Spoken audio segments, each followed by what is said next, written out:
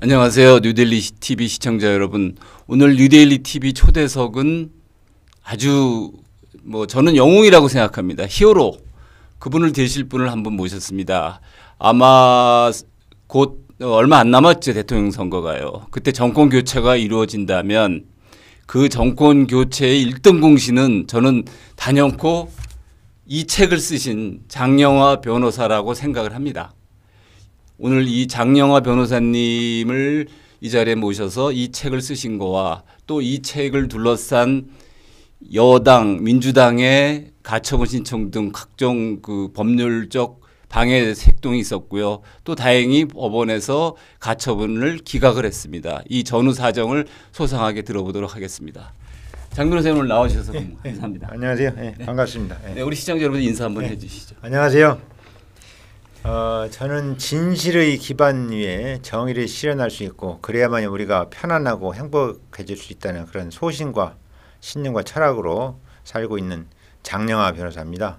제가 지금 요즘 굿바이 이재명이라는 책을 펴냈다고 많은 분들이 사랑해 주시는데 이 책도 아까 말씀드린 진실의 바탕 위에 정의가 세워질 수 있고 그래야만 우리가 편안하고 행복해질 수 있다는 소신과 신념의 산물입니다. 많이 사랑해 주시길 부탁드리겠습니다. 감사합니다. 이 굿바이 이재명 이 말대로 정말 굿바이 했으면 좋겠어요. 예.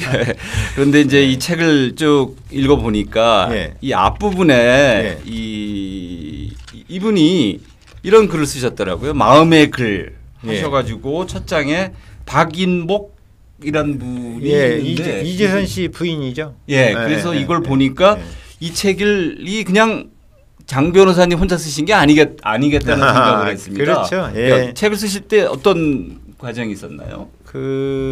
이제 이 책이 크게 두 가지로 이루어져 있습니다. 한 부분은 팩트에 관한 부분, 사실에 관한 부분이고요.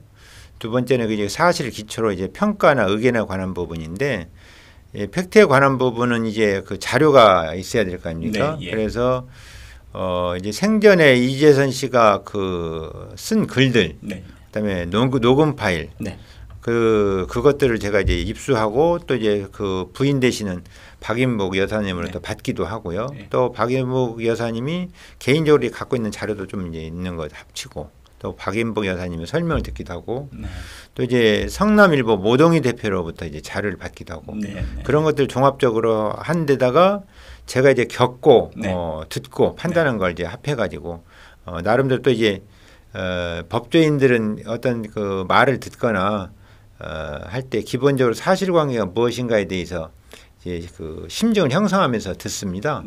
그런데 저 같은 경우 그런 성향이 특히 강해요. 그래서 그런 것들을 이제 종합해서 썼습니다. 어차피 같은 법조인이라도 검사 출신하고 판사 출신이 좀 성향이 다르잖아요. 판사 출신이시죠? 저는 법원에 7년 반 있었습니다. 그런데 또 다르다면 다를 수 있고 같다면 같을 수 있는데요. 이 세세한 부분은 좀 다를 겁니다. 그런데 전체로는 또 크게 보면 또 법조인이니까요. 대동소이합니다. 제가 이걸 보고 느낀 느낌은 역사의 법정에서 우리 장영화 변호사님이 준엄하게 사실관계를 갖고 판결을 하신 듯한 느낌이 들었어요. 그 판결문의 마지막이 그 책 제목인 굿바이 이재명 이렇게 하신 것 같은 생각이 들고 또 아마 이걸 가지고 판결문을 쓰셨다면 이렇게 얘기를 하실 것 같은데요. 이 책 제목에 보면 마스크의 표정을 감춘 그 실체를 벗겨내다. 딱 그게 판결문에 쫙 실릴 것 같은 느낌이 듭니다. 그런데 이제 이걸 제가 이렇게 보면서 앞부분을 이제 시작하는 글을 쭉 쓰셨는데 여기 첫 번에 보면 이런 얘기가 나와요. 정과 사범위 인권 변호사 대선 후보 이렇게 또 시작을 하시더라고요. 이거는 좀 설명을 좀 해주시죠. 이재명이라는 사람은요. 우선 지금 이제 이재명을 제대로 알 수 있는 자료가 시중에 없습니다. 왜 없냐면 이제 지금 2021년 작년 한 해만 해도 이재명에 관한 책이 21권이 나왔다고 그래요. 한 종이. 그리고 그 전에도 이제 나왔고 그래서 전체가 40에서 50종 가까이 되는데 하나같이 다 이재명을 지금 홍보해주고 띄워주고 그것도 정도가 아주 심하게 그런 책으로 알고 있습니다. 그러니까 이제 사실관계가 긍정적인 면과 부정적인 면이 함께 있을 때 네.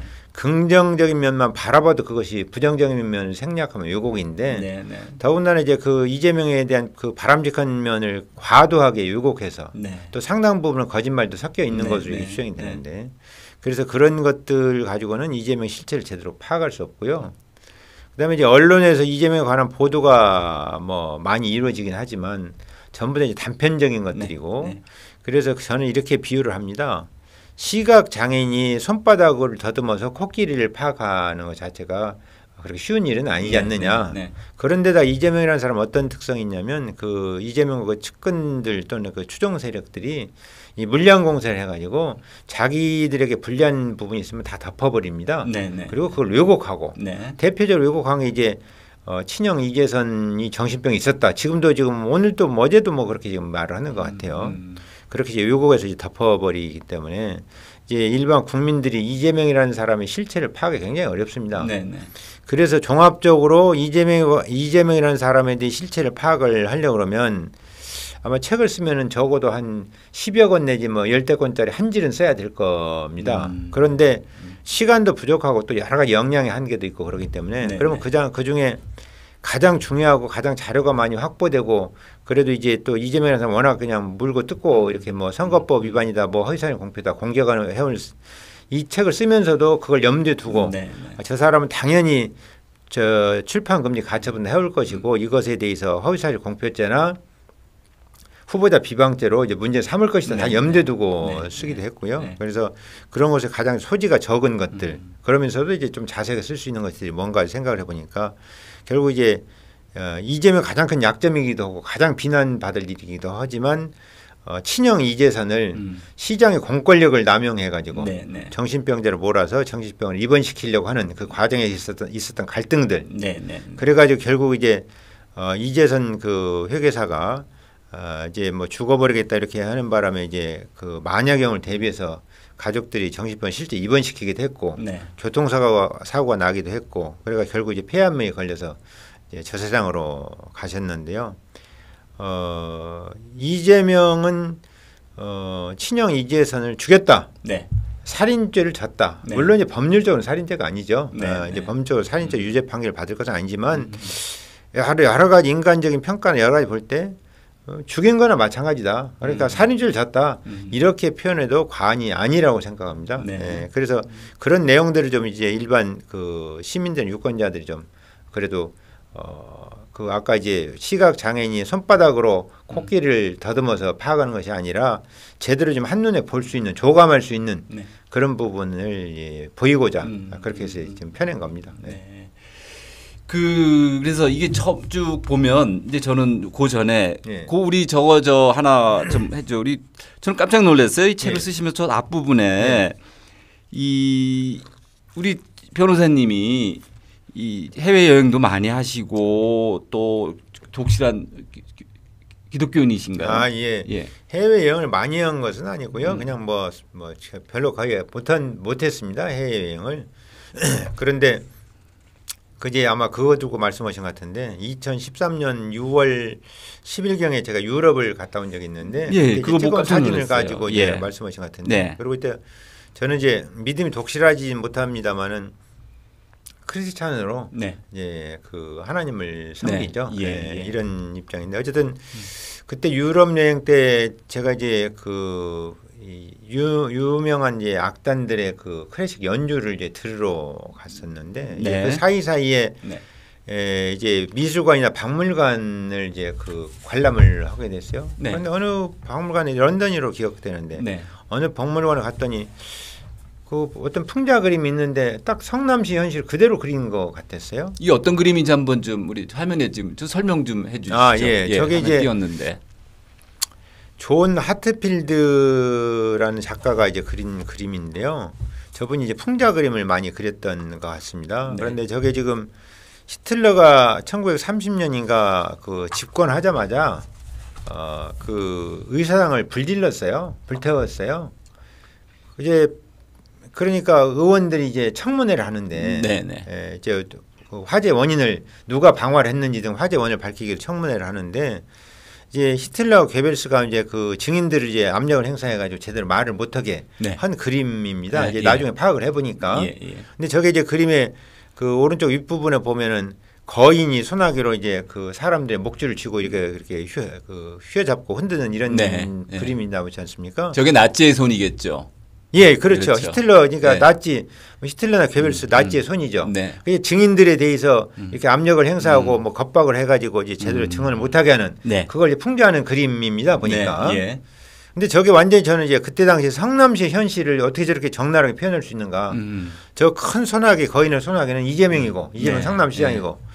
저기 이제 목줄이 잡혀서 이런 사람들이 이제 시민사회, 네. 국민, 시민들, 예. 시민사회 관련자들 예. 이런 사람으로 제가 인식이 됐어요. 예. 그래서 정말 표현을 잘했대 가지고 제가 이제 카메라를 그때 좀 들고 왔는데 직접 찍어온 겁니다. 그래서 이제 그 그림에 보면 촬영 시간까지 나오는데 네. 그 시간까지 제가 어떻게 기억하겠습니까? 네. 예. 예. 지금 제가 이제 컴퓨터에 갖고 있습니다. 그 파일들을. 그러니까 그 파일들을 뒤져보니까 그 촬영 시간까지 정확히 나오더라고요. 그래서 이제 그렇게 표현을 실게 된 거고 설명하게 된 겁니다. 네. 그 시청자 여러분도 보시다시피 이 책에 이제 이 사진을 다 넣고서 우리 예. 쓰셨는데 여기서 보면은 우리 여기서 악마를 보셨다. 예, 그렇습니다. 예. 이렇게 표현을 하셨더라고요. 그게 이제 그때 당시에 제가 이제 서너 가지 이재명에 대해서 이렇게 제가 생각하고 있는 게 있었는데, 그러니까 그 사실을 알고 있는 게 있었는데, 제일 이제 그때 당시에 심각한 것이 친형을 정신병 입원시키려고 한다. 네. 그거 문제였고, 예. 그때 예. 당시 이미 저는 알고 있었고요. 예.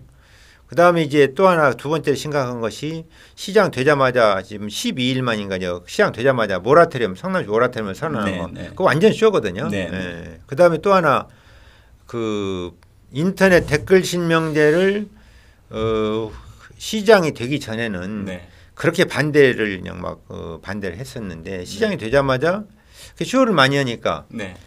인터넷 댓글 실명제를 안 하면 비난하는 댓글들이 너무 많아질 것 같다고 판단해서 그런지 이제 인터넷 댓글 실명제를 안 하는 언론들은 네. 성남시에서 광고비나 홍보비를 받을 생각 아예 하지 마라. 이제 그래가지고 그 1994년도부터 2010년까지 성남시장 당선될 때까지 이재명을 적극 도왔던 보동희 대표가 당신 그렇게 시장 되자마자 당신 필요해서 180도 이렇게 바뀌어가지고 그럴 수 있냐? 당신 제대로 된 시장이 아니네. 해가지고 이제 그 갈등 관계 형성되고 좋다. 당시 그렇게 입장을 바꾸면 내가 성남시에서 광고비, 홍보비 내가 굶어 죽는 한이 있더라도 광고비나 홍보비 안 받고 말겠다 해가지고 그 이제 그 돌아섰고요. 그래서 그 자료를 이제 그분이 철저하게 취재를 해가지고 그 자료들 제가 받아가지고 이 책을 쓰는데 많이 이제 밑바탕이 됐고요. 그다음에 또 하나는 시장에 취임하기도 전에 네. 시장이 당선되자마자 그때 당시 이제 지방자치단체 호화청사가 문제가 됐었습니다. 네. 주로 이제 용인시, 성남시 등 네, 호화청사가 예. 문제가 됐을 때 네. 이명박 대통령 시절인데 상당히 문제가 돼서 이제 휘자되고 그럴 텐데 시청사가 그 전에 전임 이대엽 시장 때 이제 그 지어가지고 한 1년 내지 1년 반 정도 됐을 때 상황인데 시청사를 매각하겠다 이렇게 공언을 했어요. 네. 그런데 시청사를 그 정이 뭐냥 뭐 손해 감수하면서 매각하려면 매각할 수도 있겠습니다만은 사실상 매각이 불가능한 상황이었어요. 왜냐하면 그게 지금 이제 시청사 부지가 그 공공 수용 네. 수용된 땅이라 수용된 땅은 10년 내에 그 용도가 폐지되거나 변경되면 그 원지주들 환매권이 생겨요. 네. 그 원지주들 입장에서는 그 토지가 이제 그린벨트 전답인 상태로 수용이 됐는데 네. 그걸 이제 시청사 부지로 바뀌었으니까 아마 모르긴 몰라도 적어도 값어치가 뭐 10배에서 한 20, 30배 오르지 않았을까 싶은데 그러면 지주들이 당연히 환매권을 행사할 네. 수밖에 없죠. 네. 네. 그러니까 매각하게 되면 환매권 행사를 당해야 되니까 네. 매각할 수가 없는 거죠. 네. 네. 이재명이라는 사람이 변호사 출신이니까 그거 모를 리가 없거든요. 그렇죠. 네. 그러니까 그렇게 쇼를 하고 그런 일들 때문에 음. 이제 기타 여러 가지 또 다 뭐 있습니다. 소소한 것이 있습니다. 그건 이제 기억이 잘 안 나고 네. 지금 이제 그 네 가지 정도가 기억이 나는데 그래서 성남시 현실이 그 지금 그 풍자 그림에 좋은 하트필드의 풍자 그림에서 있었던 것처럼 이재명의 거인 소나기에 휘 잡혀가지고 지금 뭐 제대로 말도 못하고 제대로 움직이지도 못하고 활동도 못하는 이런 상황으로 지금 생각이 돼서 이제 보자마자 이제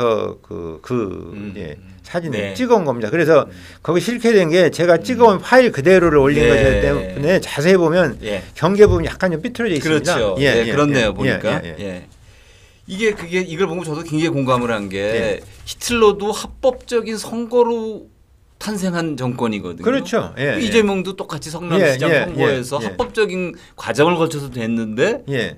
히틀러는 독재자가 되는 거고 예. 이 성남시에서 돌이켜 보니까 그런 그 민주주의의 허점을 이용한 예, 그렇습니다. 독재자가 된 거죠. 그렇죠. 우리가 독재자라고 해도 과언이 아니죠. 네. 그러니까 지금 제가 이 책을 쓴 이유도 네. 나라의 운명을 결정할 수 아주 결정적인 시점 아닙니까? 중요한 네. 시점 아닙니까? 네. 네. 그러니까 이재명이라는 사람이 지금 대선 후보가 될 가능성이 있거나 쓰기 초창기에는 대선 후보가 유력 대선 후보가 네. 될 가능성이 있었고 네. 이제 후반에는 이제 대선 후보가 됐는데 네. 이제 쓰기 시작할 때는 대선 후보로 결정된 건 아니었어요. 네. 근데 이런 사람이 대선 후보가 됐다고 한다면 국민들이 좀 제대로 이재명이라는 사람 실체를 제대로 알고 좀 찍어야 될 거 아니냐. 네. 그래서 이 책을 쓰게 된 겁니다. 예.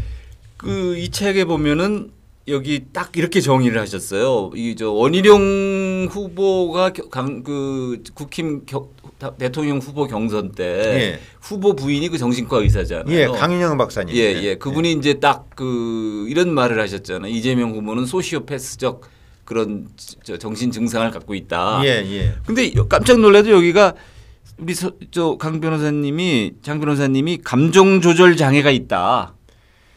이게 무슨 그러니까 얘기인가요? 그게 자기 화나 분을 좀 잘 못 참는 경향이 있습니다. 이재명 예, 욱하는 후보가. 성격도 있고요. 예. 예, 그걸 잘 못 참는 성격이 있어서 이제 감정 조절 장애, 예. 분노 조절 장애가 있는 것으로 저는 의료 전문가 아니고 잘 모르죠. 예. 예, 그렇게 판단이 되고 또 주변에서 그렇게 얘기하는 사람들이 여럿 있고요. 아, 예. 그런데다가 이제 강윤영 박사께서 이제 이 사람은 소시오패스적 성향이 강하다 이렇게 네. 이제 얘기를 했는데 네. 저도 이제 그 전에는 소시오패스란 말 들어보긴 했지만 소시오패스가 뭔지 잘 이제 생각을 못하고 정확히 뜻을 몰랐어요. 네. 근데 이제 그 강윤영 박사 얘기를 듣고 소시오패스의 이제 개념을 이제 찾아보니까 이재명이라는 사람이 죄송합니다. 전형적인 소시오패스인 거예요. 그 피해자가 지금 이 책에 등장하는 친형 이재선 회계사고 네. 예. 또 이제 강제 납치됐다가 16시간 만에 그 사람들이 SNS 알리는 바람에 사람들이 쫓아와서 구출된 김사랑 씨이기도 하고 네. 또 이제 성남시에서 이재명 씨가 8년 동안에 이렇게 김사랑 씨처럼 강제 입원된 사람이 25명이나 된다고 하고 네. 이 책에 보니 그렇게 돼 있더라고요. 예, 아니 그 기사가 났죠. 네, 예. 그거죠. 저는 그 기사 보고 쓴 네. 거고요. 예. 그런데 가장 전형적인 케이스가 지금 이재선 회계사고 지금 김사랑 씨인데 그러니까 이재선 회계사에 대해서 지금도 정말 진실된 반성을 하기는커녕 뭐 잘했다는 의미로 자기가 말로만 반성하고 뉘우칩니다. 국민 여러분 죄송합니다 하지 실제는 그 사람 마음속에는 반성하거나 뉘우치거나 국민의 죄송한 마음이 눈꼽만큼도 없는 것으로 저는 판단이 돼요. 그렇게 해가지고 이제 지금도 그 형이 정신병자였다. 자기가 그럴 수밖에 없었다. 이렇게 강변하고 있죠. 그런데 그게 아니라는 걸 이 책에 보면 다 이야기되는 거죠. 그러면 네. 우리 장 변호사님은 성남지원의 판사 생활하셨죠. 그렇죠. 예. 그때 그러면 처음으로 이재명 후보를 알게 되신 제가 성남 법원에 발령받아서 이제 법정에 들어가니까 네. 이재명 그 변호사가 네. 이제 사법연수원 수료하고 신출나기 변호사로 이제 법정에 출석해서 변론하면서 그때 이제 처음 보게 된 거죠. 예. 그때부터 알게 된 거죠. 예. 예. 그래서 이렇게 아주 긴밀한 교류를 하시게 된 짧은 기간이지만 있었던데. 긴밀한 교류를 한 것은 별로 없었고요. 예. 2010년도에 이제 그 이재명 후보 측에서 저 이제 도와달라고 제가 그때 출마하기 어려운 상황이 좀 있었어요. 네. 그래서 도와달라고 그래서 이제 도와주면서 나름대로 도와주면서 열심히 했죠. 성남시장에 이재명 씨가 나설 때 네. 그러니까 2010년 그때 6월 2일인가 6월 3일인가 그렇게 기억이 되는데 예. 그 이제 지방선거에 출마해가지고 저보고 이제 도와달라고 여러 가지 이제 이렇게 해서 제가 이제 돕게 되면서 그때는 이제 판사직을 그만두셨어요. 그렇죠. 제가 그게 성남법원은 1989년 3월달에 발령 받아가지고 네. 91년 2월달에 그만뒀어요. 네. 한 23개월 조금 넘게 이제 성남법원 판사를 있었는데, 그러니까 2010년도니까 당연히 그때는 이제 변호사 활동할 때죠. 변호사 활동을 하는데 이재명 변호사가 성남시장에 나갈 테니 나 좀 도와달라 그래서 직접 본인이 얘기한 것은 아니고 출마하고 나서 예. 이제 저보고 그 사람을 통해서 그런지 그 어떤 사람이 와서 좀 이런저런 사정으로 해서 좀 도와달라고 해가지고 이제 도와주게 됐죠. 근데 이 책에 보니까 예. 그 충격을 받았던 에피소드를 하나 이렇게 써셔놓던데 예. 그 당선되던 날 밤에 예. 있었던 그 상황 아침에. 예, 그 상황을 좀 한번 설명해 주시죠. 그 이제 그 저녁 한 뭐 6시부터 이제 이렇게 투표 끝나고 그때 6시에 끝났던 것 같은데 끝나고 이제 그 개표 상황실 네. 그러니까 개표 현장이 아니고 후보가 개표 상황을 보는 이제 상황실이죠. 네.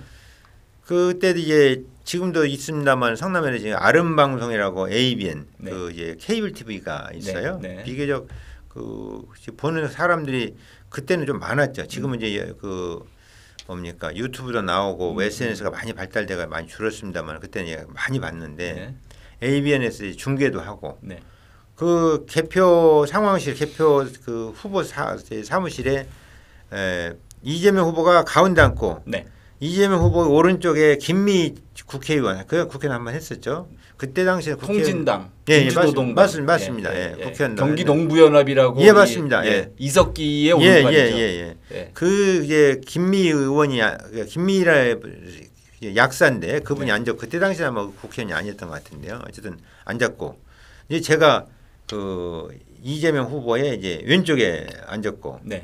그래가지고 이제 밤새 우리는 이제 뭐 그 지켜보고 있었는데 네. 특히 저는 밤새 지켜보고 있었는데 이제 그 지지자들이 이제 밤새 또 같이 하잖아요. 그렇죠. 그 지지자 중에 이제 밤새 기다리 그러니까 밖에 나가서 이제 뭐 부치개도 먹고 술도 한잔 하고 이제 그렇게 되잖아요. 네네. 그 새벽 6시 좀 넘어서 거의 이제 당선이 확실시 되는 뭐 이제 당선 선포만 안 했지 사실상 당선된 이런 상황이 됐는데 한 두 분의 남자가 그 술 냄새가 좀 얼큰하게 났어요. 네. 그 이재명 그 후보 앞에서 이게 시장 당선자 앞에서 네. 넙죽 큰 절을 하더라고요. 네. 아이고 시장님 축하드립니다 하면서 넙죽 큰 절을 하는데 술 냄새가 나고 그러니까 그 순간적으로 이재명 그 후보가 그 구둣발이 그 사람들 향해서 탁 나가더라고요. 나가다가 완전히 뭐 이제 찬 것은 아니고 찰련 신용을 한 것으로 보여지는데 한 2, 3cm, 20 내지 30cm 나갔다가 멈췄어요. 네. 그러면서 이제 엄청 불같이 화를 내더라고요. 이재명 그 당선자가. 그 상황을 보면서 이해가 안 가는 게 당선돼서 기분이 좋고 지지자들이 와서 넙죽 큰 절을 했는데 예. 왜 그렇게 발길질을 잘 모르겠습니다. 그건 잘 알 수가 없는데 그거 보고 예. 아, 저 사람이 뭔가 조금 그 이 감정 조절이나 분노 조절을 못한다. 이런 생각이 들게 된 거죠. 그래서 시간이 지나면서 앞으로 많은 문제가 생길 수 있겠다.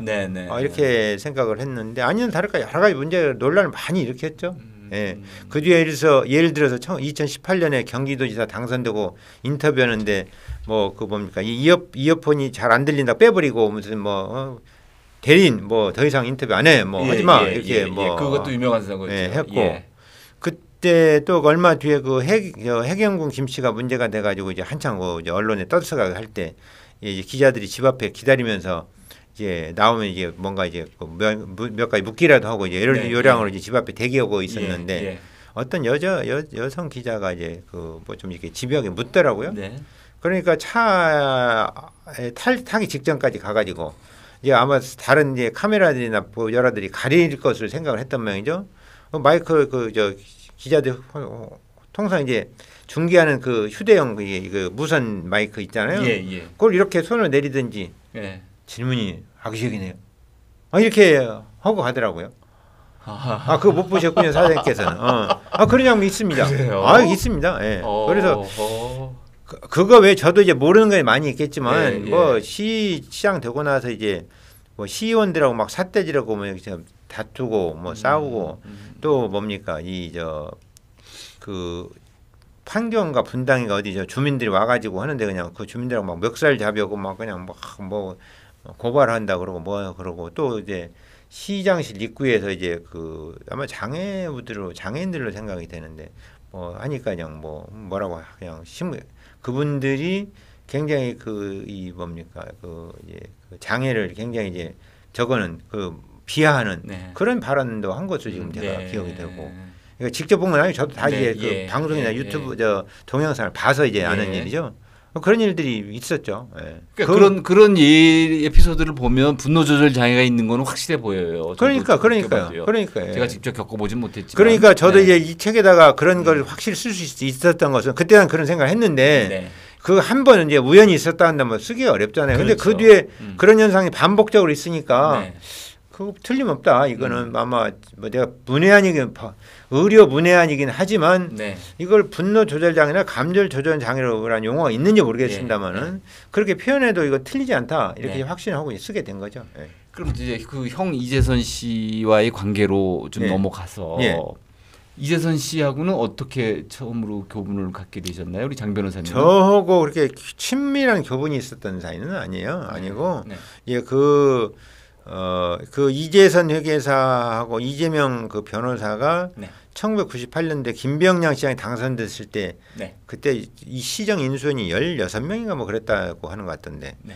그 시정 인수위원이었어요. 네. 그래서 이제 뭐 그 사람 이름은 이제 입히 들어서 잘 알고 있고 네. 더러 이제 이런 일이 있어요. 그분이 이제 공인 회계사이기 때문에 네. 우리가 이제 무슨 어떤 재판을 할 때 이제 그 현장에서 제가 만난 일도 있어요. 어떻게 만났냐면 저는 법률 전문가로서 현장에 참여하고 네. 그분은 이제 회계 전문가로서 현장에 네. 참여하고 네. 그래서 이제 직접 현장에서 그러니까 재판 관련해서 현장 검증하는데 현장에서 이제 만나기도 했었고 그 뒤에 이제 돌아가시기 한 2년 전인지 얼마인지 모르겠습니다만은 그때 직접 만나서 이제 식사도 같이 하고 여러 가지 얘기 듣기도 하고 그때만 해도 이제 교통사고로 네. 그 발음이 좀 상당히 부정확해서 네. 의사소통에 좀 지장을 많이 초래할 정도로 교통사고를 또 당하셨어요. 교통사고 이제 워낙 지금 이재명한테 이제 정신병원 입원시킨다고 시달리니까 제가 네. 지금 며칠 전에 그 쌍욕 막말 녹음 파일도 이제 공개를 했습니다만 그 보면 그냥 치가 떨리게 만들고 그냥 견딜 수 없게 만들 그런 녹음 파일이거든요. 그 스트레스는 어마어마할 그러니까요. 그런 스트레스 때문에 병이 생겼을 것 같아요. 병이 생겨서 결국 네. 이제 교통기가 그 제대로 잠을 못 자고 하다가 네. 이제 그 졸음운전 해가지고 큰 교통사고를 내 가지고 본인 중앙선 침범한 걸로 알아요. 그래가지고 내 가지고 한 1년 반 정도 입안에 뭐 31바늘인가 몇 바늘인가 뭐 꼬매가지고 네. 그러기도 하고 어쨌든 그래도 발음이 부정확한데 한 1년 반 정도 그거 이제 치료하느라고 정말 고생을 했고 네. 그 다음에도 계속 잠을 못 자고 해가지고 이게 그거 이제 교통사고 난 것이 2013년 중반인가 아니 근데 이제 그 2014년 11월 21일 날 본인이 막 그냥 뭐 이 세상 참 삶의 저걸 못 느끼고 의욕을 못 느끼고 죽어버리겠다고 그러고 이렇게 하니까 만약 그 사태를 대비해서 그 사모님과 자녀들이 이제 국립부곡정신병원에 그 이재선 씨를 입원시켰었죠. 한 40일간. 그거는 예. 그 부인하고 자녀들이 걱정이 돼서 그렇죠. 예. 그러니까 그게 이제 2014년 11월 21일 날 입원을 시켰는데 네. 이재명이라는 사람은 이제 이런 수법을 써요. 네. 아니 당신 말이야 정신병원에 형 강제 입원시켜라는 일이지. 그러면 거기서 가타부터 답을 일치 안 해요. 네. 안 하고 형을 정신병원에 강제 입원시킨 것은 형수와 조카들입니다. 이렇게 말을 해요. 네. 기자회견도 하고 심지어는 예, TV조선을 뭐 고발하고 폐간하겠다고 예, 하죠. 예, 뭐 예. 언급을 하고. 그런데 그런 내용을 제대로 알면 네. 2년 6개월이나 끌어다가 뒤에 걸 갖다 끌어다가 앞에다 지금 자기 그 잘못을 덮는 수법을 쓰는 거거든요. 그러니까 시청자 여러분 도움을 주기 위해서 형을 강제로 정신병원에 입원시키시는 게 전후 관계가 앞선 거죠. 그렇죠. 네. 2014년 3월 말경부터 그러니까 네. 3월 말 내지 4월 초경부터 2012년 제가 2014년을 표현했나 2012년 3월 말경부터 4월 초경부터 네. 2012년 한 7월 내지 8월경 사이에 있었던 일이에요. 네. 그러니까 이재명이라는 사람이 시장의 권력을 남용해가지고 권한을 남용해가지고 친형 이재선 회계사를 정신병원에 입원시키려고 시도했던 시기는 그때인데 그로부터 이제 2년 6개월 정도 뒤에 실제 정신병원 입원했잖아요. 네.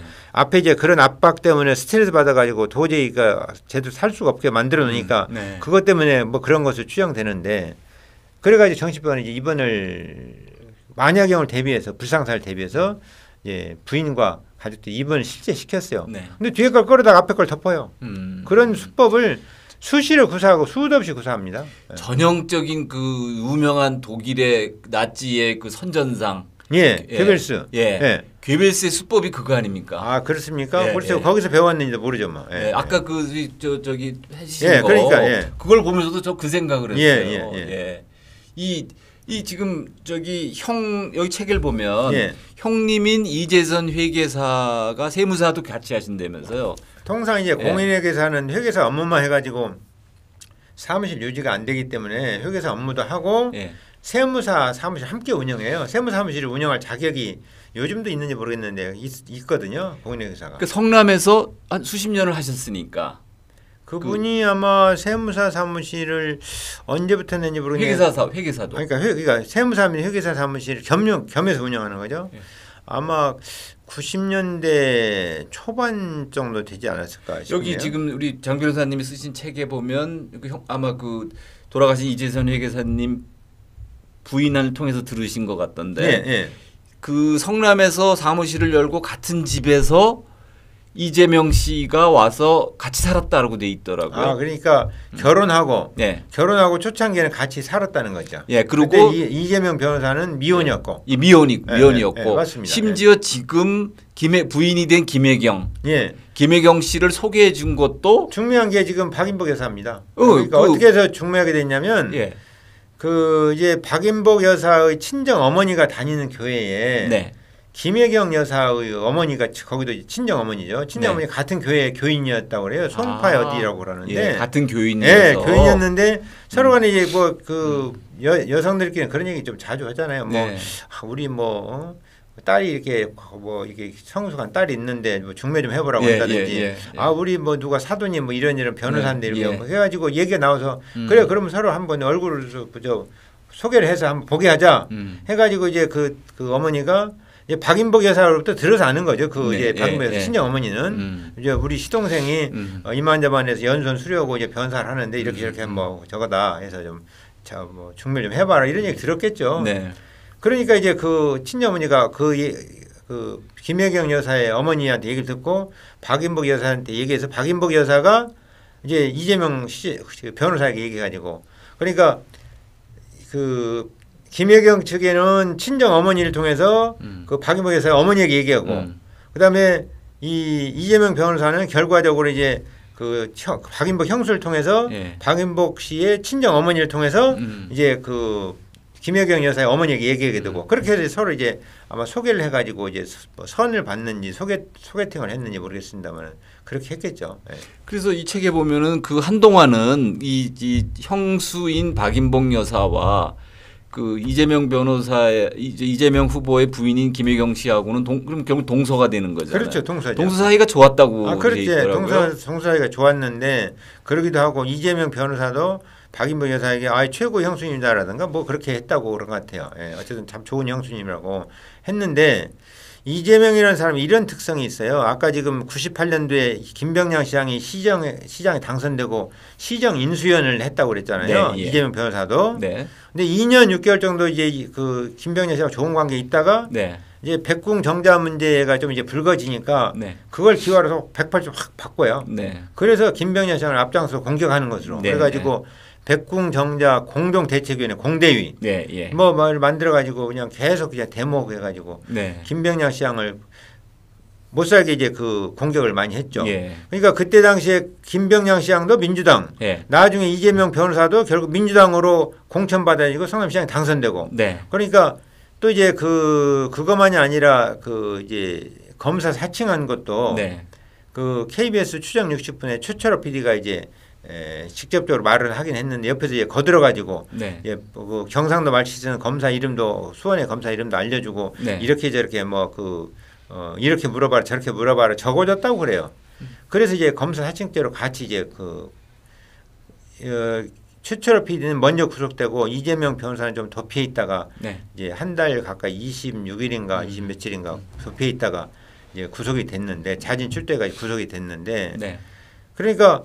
그렇게 확 바꿔가지고 이제 이재명 김병렬 시장을 이제 그 적대시하고 공격하는 아까도 이제 저 모동희 대표도 그랬다고 그랬잖아요. 네, 댓글 실명이 확 바꿔가지고 하는 바람에 이제 이 모동희 대표하고 이제 등을 돌리는 이런 사이가 됐는데 김명렬 시장하고도 결국 그랬죠. 그래서 김명렬 시장 돌아가시면서 아마 모르긴 몰라도 이재명 변호사한테 이재명 그때 성남 시장이었는지 아니면 당선되기 전인지 모르겠습니다만 아마 시장 시절 같은데 굉장히 서운함을 이제 뭐 저걸 갖고 이제 돌아가셨을 거로 추정이 돼요. 예.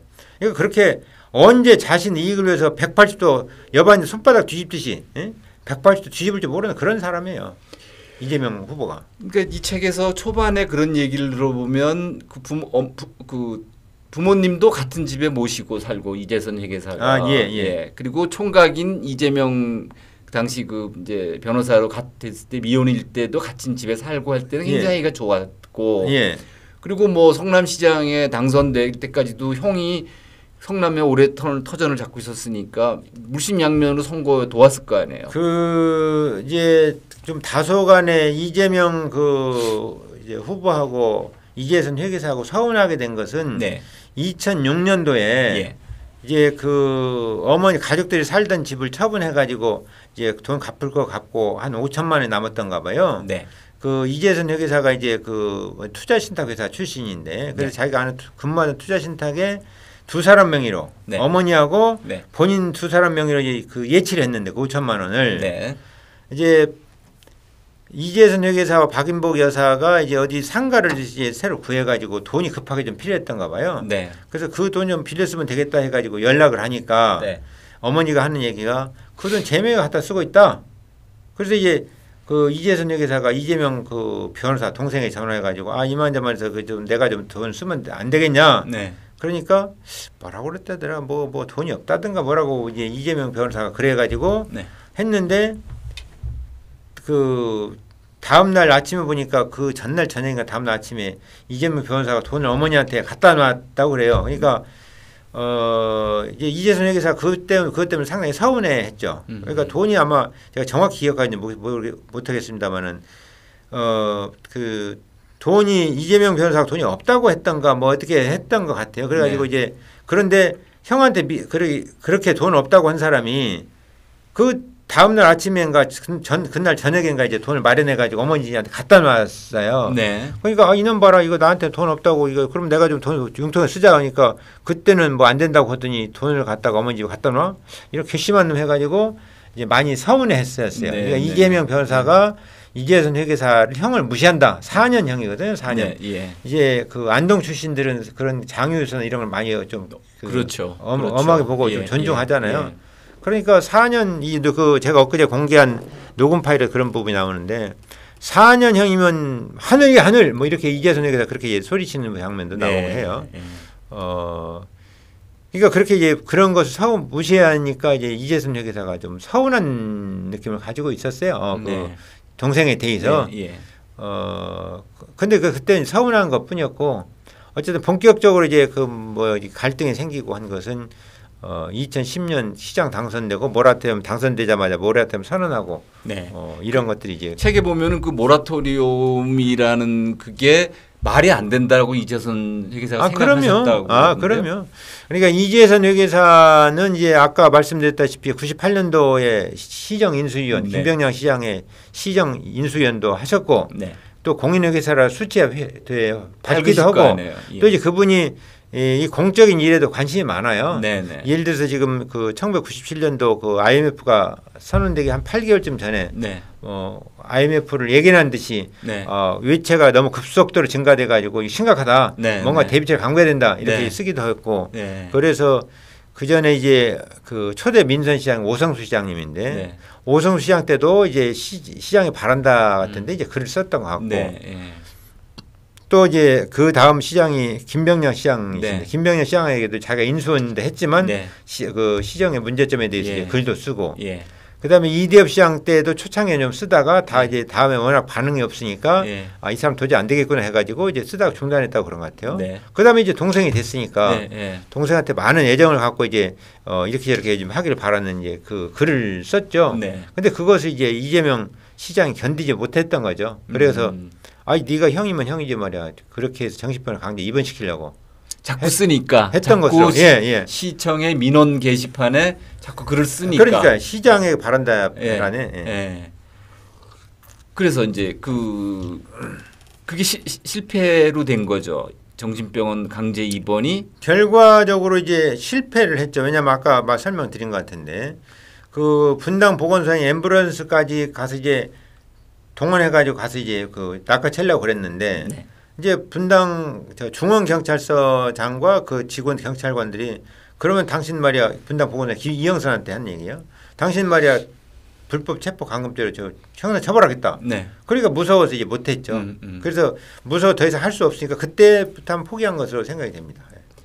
근데 이제 이결하면데 저쪽 그러면서 그 과정에서 이제 전화가 오고 가고 이제 그 소위 문제의 욕설이 다 그때 그 무렵인 그렇죠. 거죠. 그러니까 이재명 시장도 녹음했을 걸로 추정이 되는데 네. 이거는 이제 형을 정신병원에 입원시킬 꼬투리를 찾기 위해서 네. 녹음했지 않았을까 싶고요. 네. 이재선 회계사는 동생이 시장 권력을 남용해가지고 자신을 정신병원 입원시킨다고 하니까 그걸 이제 방어 차원에서 네. 이제 녹음해가지고 이제 성남시의회 시의원들과 지역에서 활동하는 언론들에게 다 뿌렸어요. 네. USB에 네. 넣어서도 뿌리고 예. 메일로도 보내고 이렇게 뿌린 것을 알아요. 예. 그래서 지금까지 그 널리 알려졌죠. 그 유명한 형수에 대한 그 입에 담을 수 못한 욕설도 그렇죠. 다 그 무렵에 그렇죠. 나온 거죠. 그게 2012년 6월 6일, 예. 6월 6일한 6월 7일인데 예, 예. 그 경에 이제 그 녹음을 한 거예요. 예.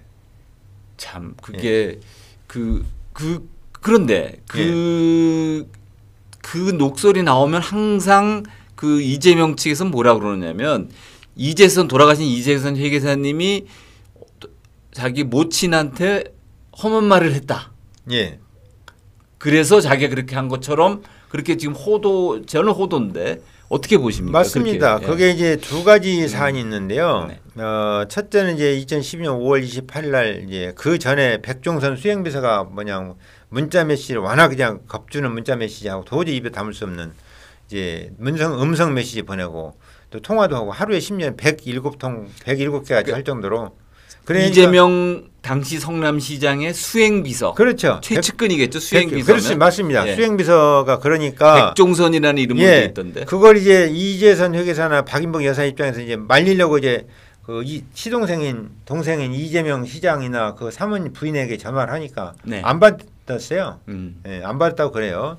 그래서 안 받아서 이제 어머니 집에 가서 어머니 집 전화하면 전화를 받겠거니 해서 이제 어머니 집으로 가서 2015년 5월 28일 날 11시경에 그 통화를 해요. 이재명 시장하고. 네. 어머니가 먼저 통화하고 이제 바꿔져 가지고 통화를 했는데 이제 그때 뭐라고 하냐면 그 전화상에다 대고 지금 그대로 좀 옮겨 보면 지금 어머니 그러니까 너희 집하고 우리 집하고 어머니네하고 어머니가 다니는 교회가 한우리교회였던 모양인데 한우리교회하고 불사지른다. 지금 당장 안 오면 이렇게 말한 부분이 있어요. 그걸 이제 꼬투리 삼아서 그거 이제 어머니를 존속 협박했다고 그냥 이렇게 몰아붙여가지고 결국 그 경찰관, 검사, 판사까지 다 그 일관되게 해가지고 사인해서 지금 약식명령이 확정된 사안이 하나 있고요. 네. 그 다음에 이제 2012년 7월 15일로 이렇게 지금 알고 있는데요. 그때 이제 그 직전 무렵에 그 이재선 회계사 이재명 시장의 막내 동생과 이제 형제들이 우리 형은 이재선 회계사는 정신질환이 있어서 그걸 꼭 진료를 받아봐야 된다, 진단을 받아봐야 된다, 그리고 이제 치료해야 된다 이런 뜻으로 아마 그 인터넷에 그 온라인에 글을 쓴 것을 알아요. 근데 그때 당시에 이재선 회계사도 그걸 이제 알고 이제 그 동생 집에 이제 어머니한테 좀 이렇게 설명하고 하소연하러 갔는데 마치 그 동생이 있는 거예요. 그래 이제 그 만나자마자 너 인터넷 이렇게 댓글 쓰었다는데 너가 쓴 게 맞느냐? 그럼 그게 사실이냐? 이렇게 이재선 회계사가 그 동생한테 따져 물어요. 그러니까 그제 동생 입장에서 그것을 자기가 한 사실이 맞고 하니까 그래서요. 자기가 했다는 취지죠. 그래서 해가지고 이제 거기서 그 티격태격 싸움을 하게 됐는데 그때 당시에 이제 이재선 회계사나 박인복 여사의 주장에 따르면 어머니 처음에 그렇게 신간이 일어나니까 무섭 집 밖으로 나가 버렸다는 거예요. 네. 그런데 이제 나중에 경추부 염자, 네. 이 경추부 염자 진단 2주 진단인가를 끊어내 가지고 결국 이제 이재선 회계사가 그 약식명이 확정되는데 그래서 그걸 근거로 해서 이재선 회계사 형님이 그 어머니 집에 이제 그 뭡니까 불사 지르고 이렇게 이제 그 협박하고 이렇게 이제 그건 아까 부분이고 그러니까 어머니를 행패를 부렸다. 어머니가 이제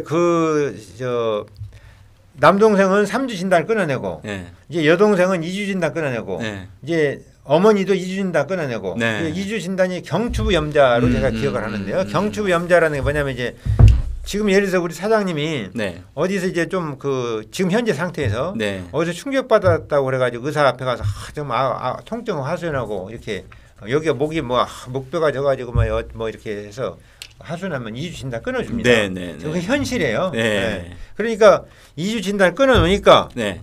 이제 그 수사기관에서 진단서 전문가의 그 진단서를 무시하지 못하거든요. 그렇죠, 그렇죠. 그러니까 이래저래 꽤 맞춰가지고 이제 어머니를 그 폭행해가지고 어머니가 2주 상처를 입었다. 그래서 네. 전속 상해다. 네. 이렇게 주장을 하고 이제 이제 악식명의 근거를 이렇게 하는데 아까 말씀드렸다시피 그 이재선 회계사나 옆에 있었던 박인복 여사의 진술에 따르면 전혀 사실이 아니라는 겁니다. 네, 네. 그것이. 그래서 그 두 가지 근거로 해서 이제 어머니가 이재선 회계사가 어머니를 이제 존속 협박 또 존속 상해 네. 이렇게 저질렀다고 이제 계속 주장하고 있는 거죠. 근데 그게 다 거짓말입니다. 네. 이게 이해가 안 되는 게 여기 카메라를 이제 제가 이렇게 이 책에 시청자 여러분 책에 보시면 이런 그 부분이 나옵니다. 우리 요 부분을 제가 사진을 만들었는데 우리 사진 그거 좀 하나 올려주세요. 이게 보시면 돌아가신 이재선 회계사님이 꼬박꼬박 결혼한 이래 매번 어머니한테 용돈을 아예 통장에 자동이체로 했더라고요. 지금 전체 저건데. 다는 아니고요. 네, 네. 결혼을 86년도인가 91년도인가 언젠가 했는데 네. 89년인가 했는데 결혼하면서부터 이제 용돈을 좀 직접 현금으로 좀 드렸다고 그래요. 네, 예. 드리다가 2001년도부터는 자동이체 하도록 해가지고 그 이제 그 자동이체 그 통장이죠. 예. 2001년 1월인가 몇 월부터 2013년 그 갈등이 생기기 전까지 제가 한 12년 만 12년이 좀 네, 넘게 예. 이렇게 이제 자동이체를 매달 20만 원씩 보내드렸죠. 예, 예. 그런데 이제 이 책의 이제 뒷페이지에 보면 이런 그 책 뒷페이지에 이제 이렇게 뭐라고 되어 있냐면 내가 없이 살아서 재명이한테 뭐라도 얻어 먹을 것이 있을까 싶어 재명이가 거짓말하는 걸 알고도 밝히지 못했어.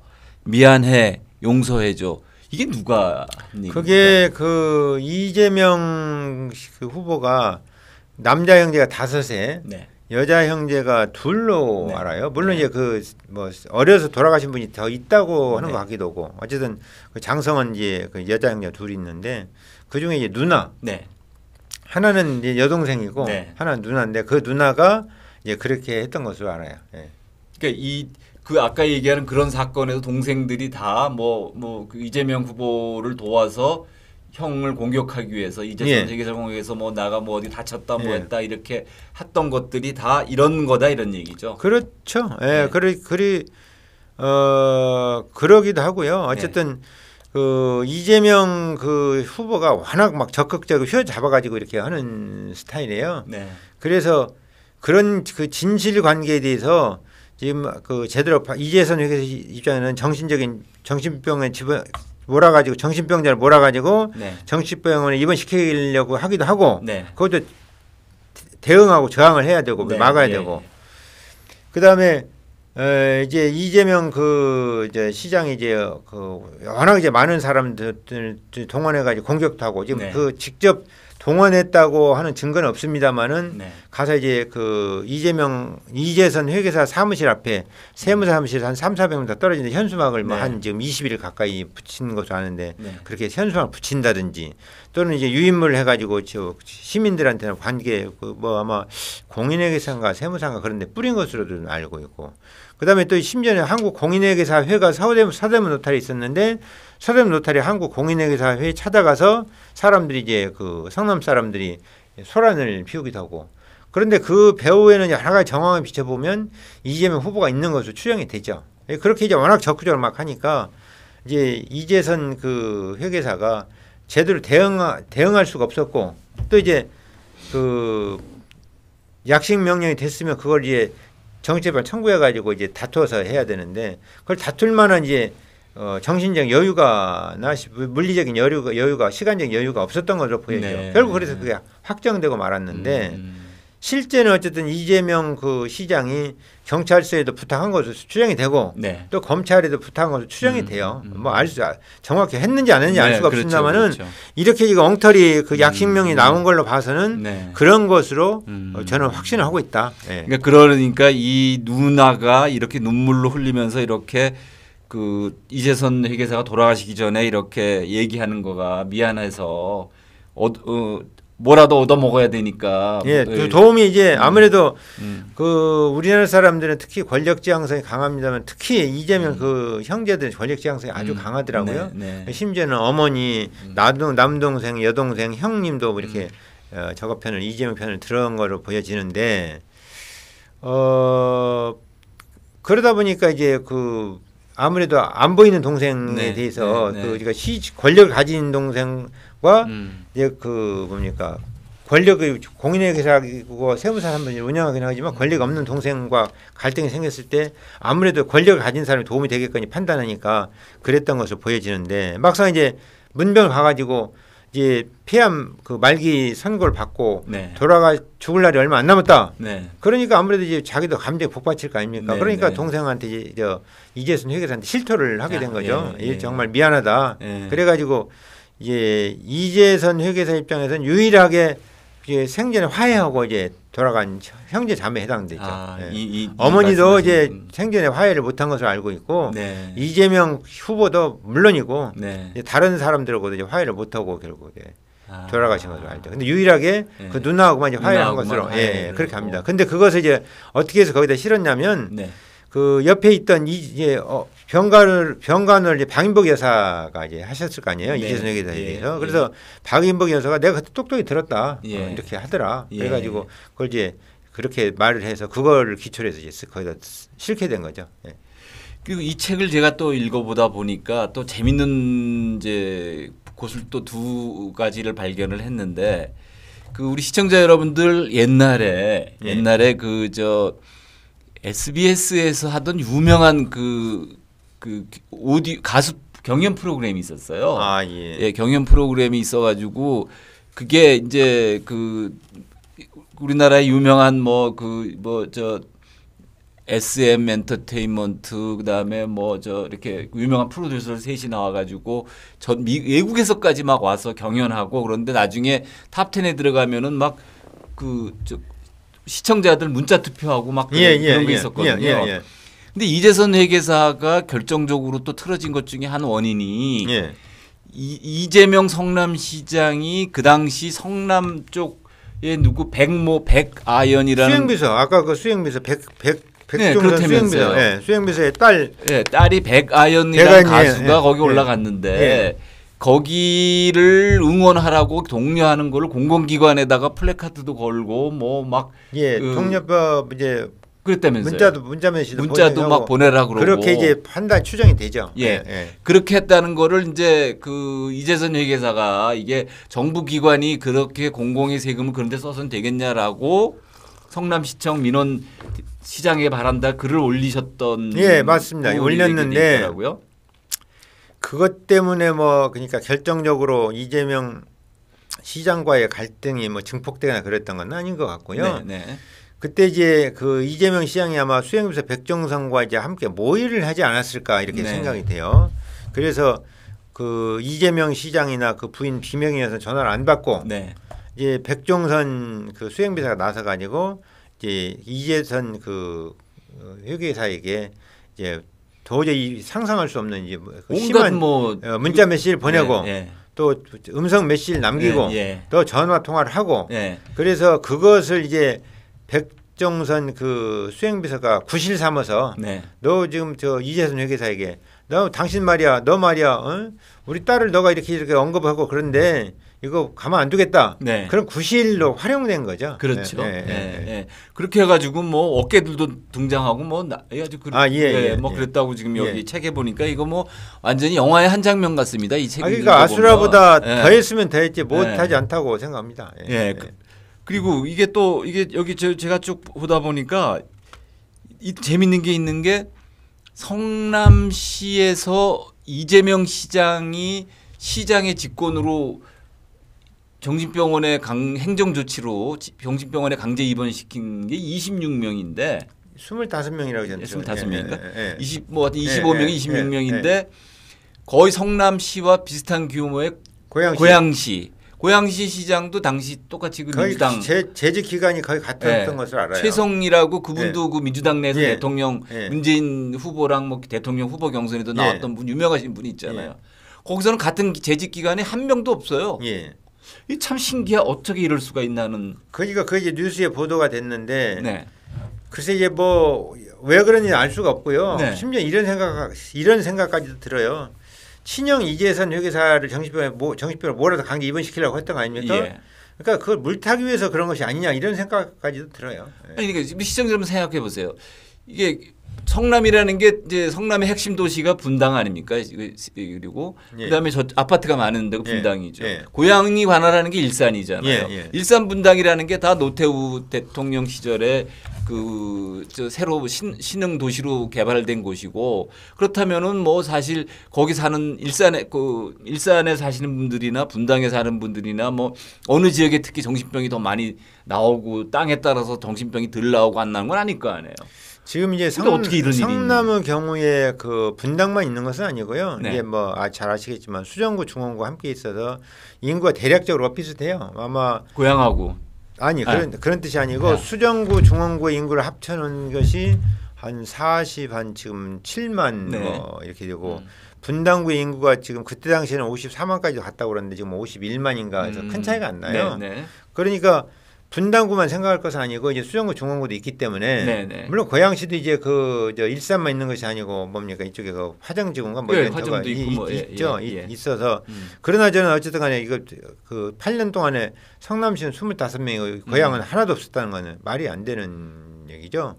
그런데 어쨌든 그건 현실이니까. 네, 현실이니까 이게 그러니까 많은 의혹이 있는 거죠. 의혹이 생길 수밖에 없죠. 이 문제는 이게 왜 이런 일이 벌어지는가에 대한 의문을 제기할 수. 이게 저는 정당하다고 보는 거죠. 그거는 이 대통령 선거 끝나더라도 행정기관장의 자의에 의한 행정이라는 이름 아래 정신병원에 강제 입원하는 것에 대한 거는 좀 더 언론기관도 그렇고 국회도 그렇고 좀 따져봐야 될 문제가 아닐까. 그렇죠. 좀 더 시스템도 정비가 되고 법령도 정비가 되고 좀 더 이제 감독도 제대로 하게 하고 그렇게 해야 되겠죠. 이게 너무 이제 편의주의적으로 이렇게 규정이 돼 있어서 지금은. 그게 그 유명한 헐리우드 영화에도 보면은 그 뻐꾸기 둥지로 날아간 거 보면은 그런 장면이 나오잖아요. 많이 나오지 않습니까? 굉장히 그 민주주의 사회에서 있을 수 없는 거죠. 그렇죠. 자, 그러고 지금 이 책을 쓰시면서 이제 저쪽으로부터 우리 장 변호사님은 어마어마하게 법률 고발 고소를 많이 당하셨는데 어떤 걸 당하셨어요? 이 책과 관련해서 고소 고발 당한 것은 지금 그 출판 금지 가처분을 하면서 그 뒤에 이거 그 안에 있는 사실들 이유로 해서 이제 허위사실 공표죄 및 후보자 비방죄로 고발 당했습니다. 그거 지금 여기 고발장을 제가 가지고 있나요? 여기 가방에 있는데 안 꺼냈네요. 그걸 이제 고발장을 가지고 있고요. 저만이 아니라 출판사 사장도 이제 함께 고발을 했더라고요. 이 책과 관련해서 그렇게 지금 고발 당한 상태입니다. 그래서 일단 지금 이 이제 가처분이 기각이 된 거죠. 기각됐죠. 가처분이 기각됐다는 거는 이제 출판을 그러니까 자유롭게 할 수 있다는 얘기죠. 할 수 있다는 얘기죠. 그러니까 일단 가처분은 기각이 됐지만 본안 소송은 계속되는 거죠. 본안 소송 제기했는지 제기지 않았는지 모르겠습니다만 제기했다고 그런다면 이제 진행이 되겠죠. 그러면 그거는 굉장히 우리 사회에서 만약에 일단 가처분이 기각이 된 것도 저는 표현의 자유, 표현의 자유라는 측면에서 아주 소중한 판례라고 생각을 하거든요. 근데 오늘 가처분 그 법원이 재판부가 아주 명쾌하게 자세하게 썼더라고요. 자세하게 썼고 그 중에서 가장 의미 있는 대목을 본 변호사님 어떤 걸 생각하세요? 사실은 이제 맨 앞에 그 이제 이것은 민주당이 신청할 권한이 없다는 취지를 이제 밝혔어요. 그런데 그것만 밝혀도 되는데 네. 이제 그 본안에 들어가서 이재선 회계사가 그때 당시에 2012년 당시에 정신병이 있었다고 볼 만한 자료가 없다. 예, 그렇게 해야지. 아니 그렇게 명쾌하게 했더라고요. 그 부분이 제일 의미가 예. 있는 거죠. 저도 그거 보고서 예. 그 담당 재판부가 어떤 사실적 관계, 예. 선후 관계에 관해서까지 판단을 딱 내려주신 것 같아서 이제 그 피고가 그 출판사 김영성 사장이긴 하지만 그분이 법률 문외한이잖아요. 그래서 예. 제가 좀 이제 자료 준비를 돕고 했는데 그동안 이제 그 이렇게 저렇게 모은 자료를 한 뭐 시간이 없어서 다 내지는 못했지만 한 1000여 페이지 이상 냈어요. 자료를. 네네.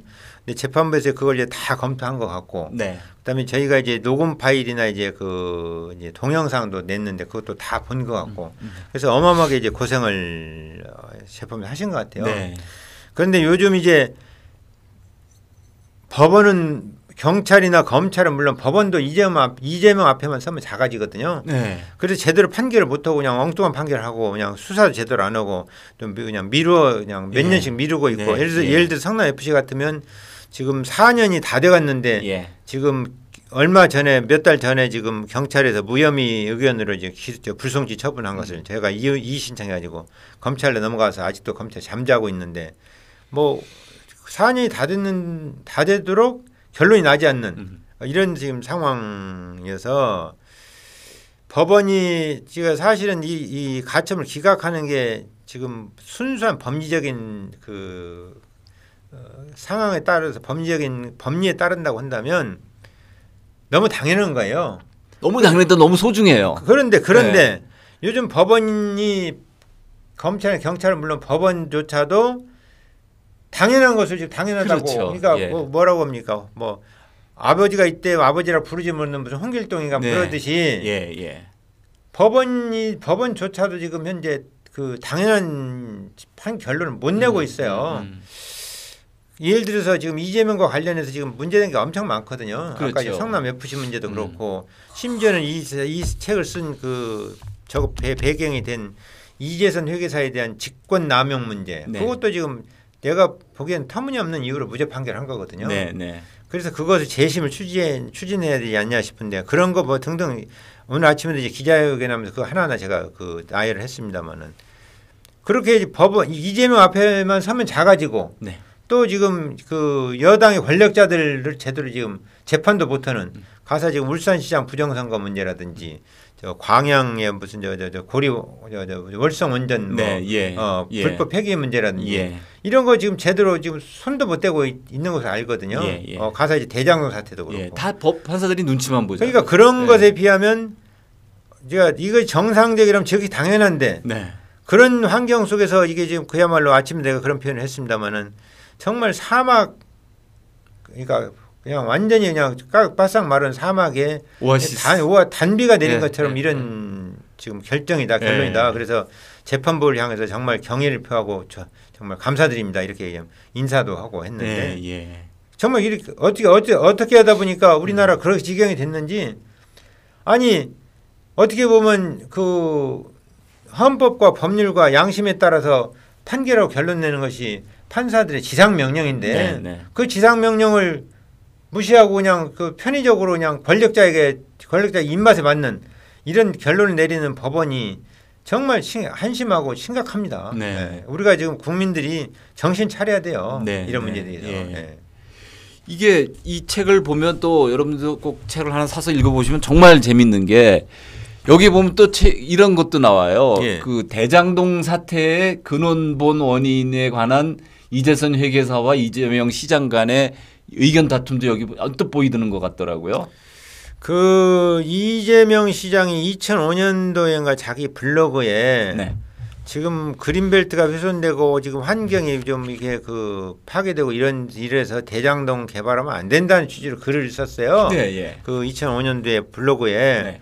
근데 이 시장이 되자마자 좀 했는지 어떤지 모르겠습니다만 2012년도에 그 이제 성남 그때 당시에는 이제 시설관리공단이온 걸 아는데 도시개발공사 조만간 이제 바뀔 예정인 상태에 그 기획본부장 유동규 기획본부장 네. 이재명 후보가 측근이 아니라고 네, 하는데 예. 기획본부장 그 사람이 이제 그 대장동 개발과 관련해서 언론 인터뷰한 거 보면 정상반된 거거든요. 예, 예. 그러면 유동규 그 본부장이 이재명 성남시장 뜻에 반대로 해서 그렇게 인터뷰를 할 수 있을까요? 절대 못하죠. 그렇죠. 그러니까 이재명 시장이 이제 그 불과 한 7년 만에 그렇게 180도 바뀐 이유가 뭐냐?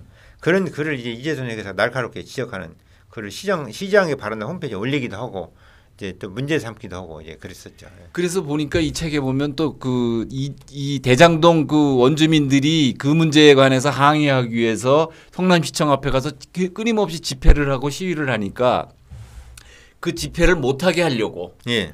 그 새마을회라고 하는 그 성남시의 산하 단체 관변단체 관변단체 회장한테 압력을 넣어가지고 너희가 저 집회 신고를 넣어라 저 사람도 못하게 그렇게 하는데 그걸 또 그 어떤 분은 하는 거부절을 하니까 회장이 거절하니까 그 회장을 잘라버렸더라고요. 저기 그런 얘기도 여기 있더라고요. 아 그러니까 무슨 얘기냐면 대장동 주민들이 매일같이 이제 시청사 앞에 가서 데모를 하니까 예.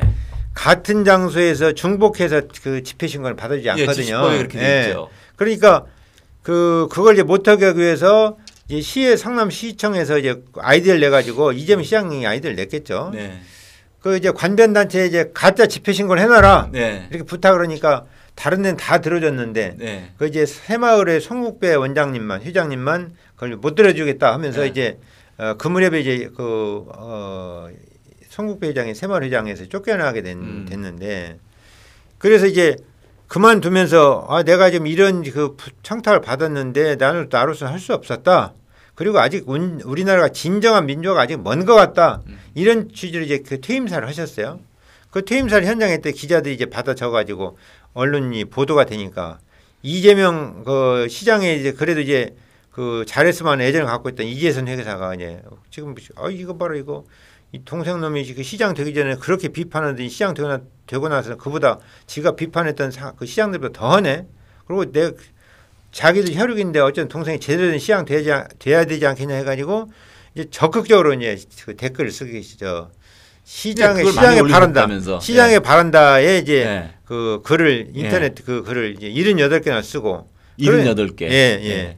그래서 이제 이재명 시장이 견디지 못하고 이거 너가 동생 형이면 형이지. 예? 도대체 말이야 이거 가만둘 수 없다 해가지고 정신병 입원시키려고 작정했던 것을 보여주죠. 그러니까 그 정신병원 입원하게 된 그 이재선 이재명 형제 다툼의 한쪽에는 또 대장동 문제가 이미 있었던 걸로 전 판단이 되더라고요. 그렇습니다. 예. 그러니까 그것도 이제 그러니까 아까 말씀드렸다시피 그 모라토리엄 선언, 네. 그다음에 가짜 집회 신고가 네. 결정적이긴 하지만 네. 대장동 문제도 이제 아무튼 한 원인이 한 축이 됐겠죠. 예. 그러니까 이재선 회계사도 대장동 사태가 이렇게까지 번질 거라고는 뭐 살아계셨으면 뭐 그렇죠. 아시겠지만 2017년 11월 2일 날 돌아가셨는데 그때 당시만 해도 대장동 문제가 이렇게 심각하게 터지리라고는 생각을 못했겠죠. 예. 이제 대장동 사태는 어떻게 보면 이제 저는 좀 부족합니다만 교회를 다니는데 네. 하나님께서 우리나라를 사랑하셔서 네. 대장동 사태가 좀 그래도 일찍 터지게 한 거 아닌가 이래 싶어요. 예. 그것도 어떻게 보면 참 구군인지 전지 예. 참. 그리고 이 책도 이렇게 또 서점에 가면 20몇 권의 친 이재명 책만 나오는데 가뭄의 단비처럼 이 책이 딱 나왔는데 여러분들 시청자 여러분 생각해 보세요. 이 지금 허약한 재판부가 사법부가 이 가처분을 떨컥 받아줘 버렸으면 어떤 일이 벌어질지 정말 저는 생각만 해도 등골이 서연합니다. 그렇습니다. 어쨌든 그 이재명과 관련해서 이재명을 좀 제대로 그러니까 그 평가해서 내린 그 판결 결정은 이번에 나온 그 결정이 유일한 거 아닌가 싶어요. 나머지는 네, 그렇죠. 다 그냥 이재명 네. 앞에만 서면 그냥 작아지고 설설 기고 그런 네. 것 같아요. 예. 왜 그런지 알 수가 없어요. 하여튼 근데 이거를 가처분을 인용을 기각했다고 그래서 모든 법률 쟁송이 끝나는 게 아니잖아요. 그렇죠. 우리 장 변호사님은 지금 많이 형사고발 당하고 이제 그런 형사 문제 뭐 온갖 예. 법률 공지인데 지금 아마 이제 벌써 고발당이 한 대건 될 것 같은데 그 누나는 저 깜짝 안 합니다. 그런 문제가. 근데 이제 여기서 이제 그냥 편안하게 사셔도 되는데 왜 이런 일을 하세요? 처음에도 말씀드렸지만 네. 진실과 정의, 진실을 바탕으로 해야 정의가 실현될 수, 그래야 우리가 편안하고 행복해질 수 있다. 예. 지금 우리나라 안타깝게도 진실을 찾는 사람이 별로 많은 것 같지 않아요. 그래서 나라도 좀 그 밑거름이 돼야 되겠다 해서 나선 거죠.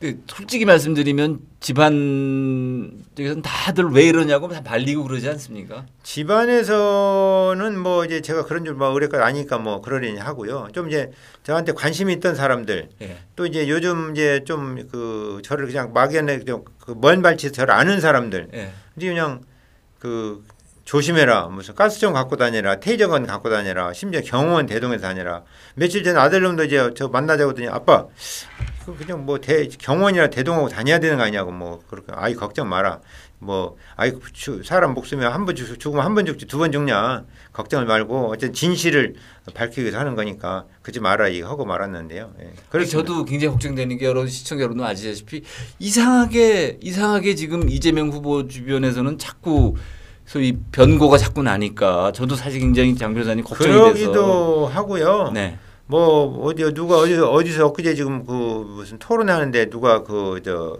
깨시연의 이민규 대표가 그런 녹음을 틀더라고요. 어떤 사람이 전화해서 협박을 하는데 그걸 네. 녹음했다고 하면서 틀더라고요. 근데 네. 저한테도 벌써 지금 그렇게 지금 협박 전화하는 사람이 두 사람이나 있었습니다. 예. 아 그렇습니까? 예. 몸 조심하라고. 아니 몸짓이 아니라 무슨 뭐 너 뭘 싹 잘라버린다든가 뭐 저거 가만두지 않는다든가 뭐 이런 취지로 그 정도로 아주. 뭐 아니요 섬뜩합니다. 근데 저는 그런 거 가지고 하나도 가봤네요. 예.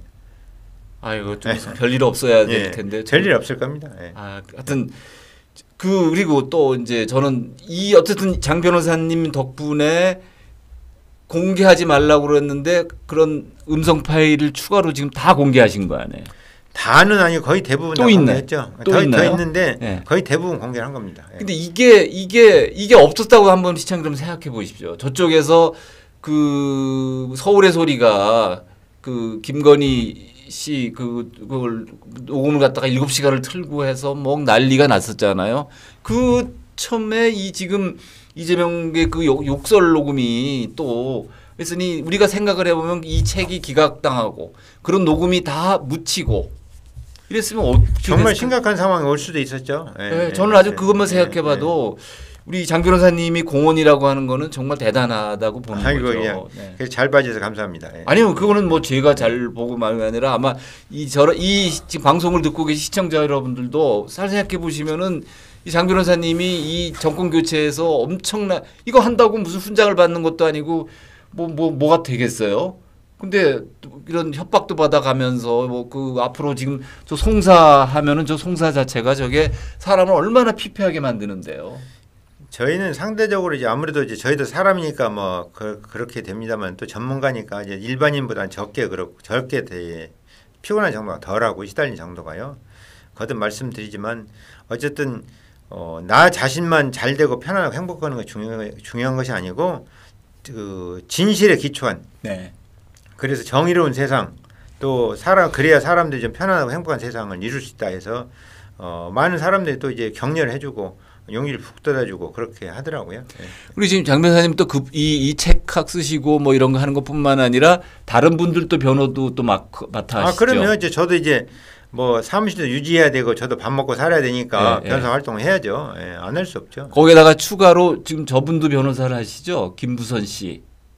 김부선 씨 이제 민사 재판에 소송 대리인 활동 소송 대리인을 하고 계시죠. 그다음에 박철민이 이제 박철민이라고 그 조폭 연루서를 폭로해서 지금 거기 이제 변호인으로 활동하고 있고요. 그러니까 지금 어떻게 보면 공익적 변론 활동을 하기 이런 분이 진짜 인권 변호사라고 저는 보이는데 이재명 씨가 인권 변호사라고 저렇게 하고 있는 거 보니까 세상이 거꾸로 되는 거 아니냐라는 생각이 듭니다.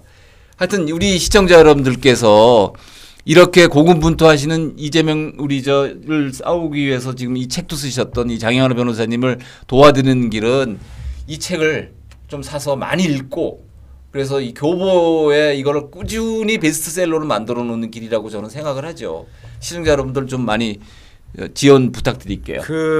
최근에 제가 이제 상황 파악을 해보니까 열린 공감 TV인가 거기서 무슨 윤석열 엑스파일 그래가지고 그 책을 뭐 갑자기 펴내가지고 그걸 막 여러 가지 방법을 해가지고 지금 그 구매 순위 뭐 1순위도 막 올라갔다고 뭐 이렇게 어저께부터 나왔는데 그렇다고 그러는 거예요. 어제 출간돼서 뭐 어제 나오자마자 그게 네, 그러니까 지금 베스트셀러를 만들려고 옛날에 뭐 조국의 시간인가도 그러더니 그래가지고 이 책을 이제 밀어내려고 네, 관심도를 예, 떨어뜨리려고 예. 그런 전략을 쓴다는 얘기를 예. 들었고 실제가 그렇게 되고요. 예. 이제 아까 이제 방금 전에 확인해 보니까 그게 2위로 내려갔다가 뭐 이제 아까 윤석열 엑스파일이 다시 뭐 1위로 올라가고 이렇게 좀 봤는데 지금 그런 전략을 쓰고 있기 때문에 이 사회 정의에 진실에 목말라 하는 관심 있는 분들도 이 책에 좀 관심을 갖고 좀 그런 그 함께 좀 힘을 모을 필요가 좀 있다 이런 생각을 좀 합니다. 우리 뉴데일리 TV 시청자 여러분 도와주실 거죠. 이 책 우리 장 변호사님을 위해서라도 우리 정권 교체를 위해서라도 이 책을 널리 구독하도록 알려도록 그렇게 하도록 부탁드리겠습니다. 꼭 다시 한번 부탁드릴게요. 우리 시청자 여러분들 한번 마지막 인사 좀 해주시죠. 예. 그 거듭 말씀을 드립니다마는 이 세상에서 제일 중요한 건 저는 진실이라고 생각을 합니다. 그래서 진실을 기초로 해서 해야만 정의가 실현될 수 있고 또 그래야만 우리가 살만한 세상이 된다고 생각을 합니다. 흔히 이런 얘기를 많이 하죠. 파리가 무서워서 피하냐 더러워서 피한다. 그런데 더럽다고 파리를 피하면 세상에 파리 속을 파리 천지가 되잖아요. 그러니까 이재명과 이렇게 사실 이재명 저는 뭐 쓰레기라고 생각을 하는데 그런 사람이 무서워하고 이렇게 또 더러워서 피하고 이렇게 하게 되면 그 사람들 천지가 됩니다. 지금 이제 지난 5년 동안도 문재인 정권 하에서 지금 터무니없는 일을 많이 지금 겪고 있잖아요. 대표적으로 예를 들면 울산 시장 부정선거 문제, 그다음에 월성 원전 뭐 불법 폐기 문제 그런 문제가 당하고 지금 또는 뭐 심지어 김정은을 환영단을 만들고 또 뭡니까 이 원전을 사실상 이제 무력화 시켜서 원전 이제 지코 하는 것을 이제 못하게 하는 분위기를 형성하는 이런 일들을 겪고 있는데 그런 걸 막으려고 그러면 지금 이게 굉장히 중요한 시점 아닙니까? 그래서 우리가 좀 제대로 파악을 하고 또 똘똘 뭉치고 그래야 된다고 생각합니다. 아무쪼록 국민 여러분이 좀 지금까지도 지혜로우셨지만 좀 더 지혜로워지실 수 있게끔 이제 많은 이제 노력을 하고 협조를 하고 그래야 된다고 생각합니다. 어쨌든 장시간 이렇게 부족한 내용을 경청해 주셔서 감사드립니다. 고맙습니다. 네, 나와주셔서 감사합니다. 다음에 또 좋은 분으로 갖고 좋은 시간 갖도록 하겠습니다. 감사합니다. 수고하셨습니다. 고맙습니다. 예.